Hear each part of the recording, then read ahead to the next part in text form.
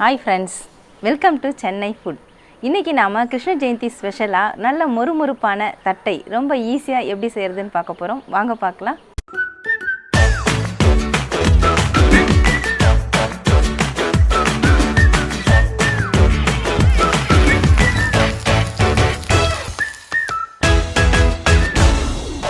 தட்டை செய்யறதுக்காக ஃபர்ஸ்ட் நம்ம மாவு வறுத்து எடுத்துக்கலாம். நான் 2 கப் அளவுக்கு பச்சரிசி மாவு எடுத்துர்க்கேன். அதை நான் இதில் சேர்த்துக்கிறேன். இந்த பச்சரிசி மாவு நான் வீட்டில் அரைச்சது தான். நீங்கள் கடையில் கூட வாங்கிட்டு செஞ்சுக்கலாம். மாவு நல்லா வறுத்துட்டு செய்யும் பொழுது நல்லா கிறிஸ்பியாக இருக்கும். ஒரு நிமிஷம் போல் அடுப்பு மீடியம் ஃப்ளேமில் வச்சுட்டு வறுத்துக்கோங்க. மாவு நான் 1 நிமிஷம் போல் நல்லா வறுத்துட்டேங்க. இப்போ நல்லா பாருங்கள், மணல் மாதிரி உதிரி உதிரியாக இருக்கும் மாவு. நம்ம சேர்க்கும் பொழுது எப்படி இருந்தது, இப்போ பாருங்கள் எப்படி இருக்குது மாவு. இப்போ நம்ம இதை வேறு ஒரு பவுலுக்கு மாற்றிக்கலாம். வறுத்த அரிசி மாவை கொஞ்சம் ஆற விட்டுட்டு அதுக்கப்புறமா மிக்சிங் பவுலுக்கு மாற்றிக்கோங்க. நான் மாற்றி விட்டுறேன்.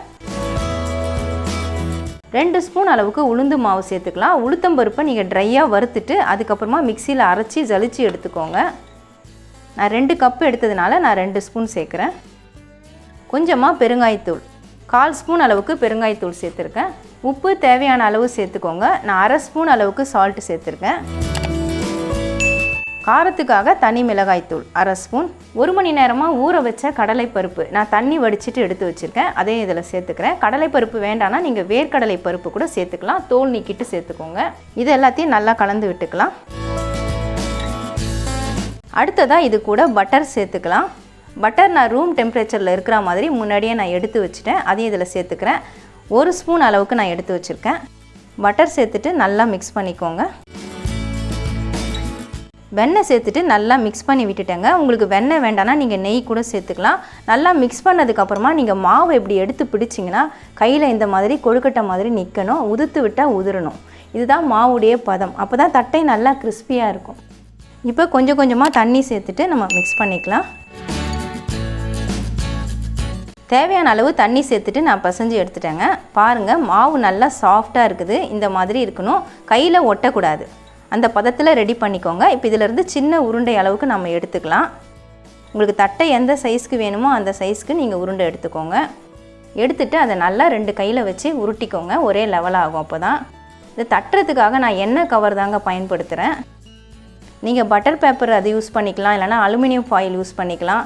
அப்படியும் இல்லைனா பால் கவர் கூட நீங்கள் பயன்படுத்திக்கலாம். இப்போ இதில் நான் உருண்டையை வச்சுட்டு இந்த கவரை கொஞ்சம் இங்கே கேப் விட்டுட்டு மூடிக்கோங்க.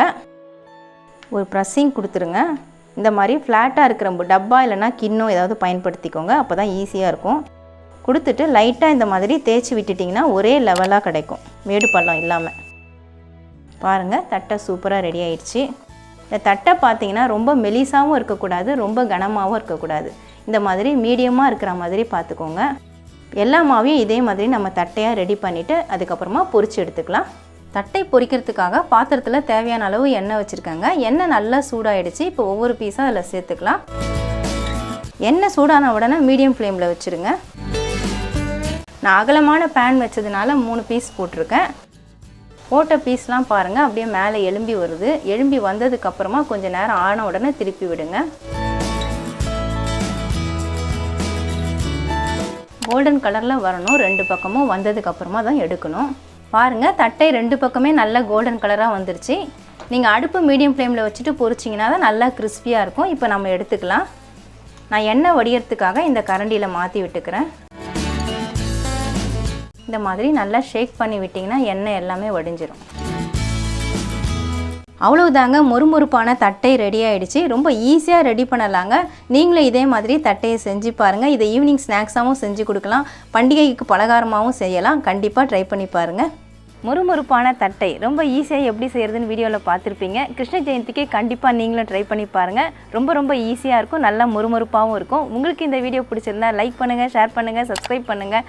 பக்கத்தில் இருக்க பெல் ஐக்கானை கிளிக் பண்ணிக்கோங்க. அதில் ஆல்னு ஒரு ஆப்ஷன் காட்டும், அதையும் கிளிக் பண்ணிக்கோங்க. நன்றி, வணக்கம்.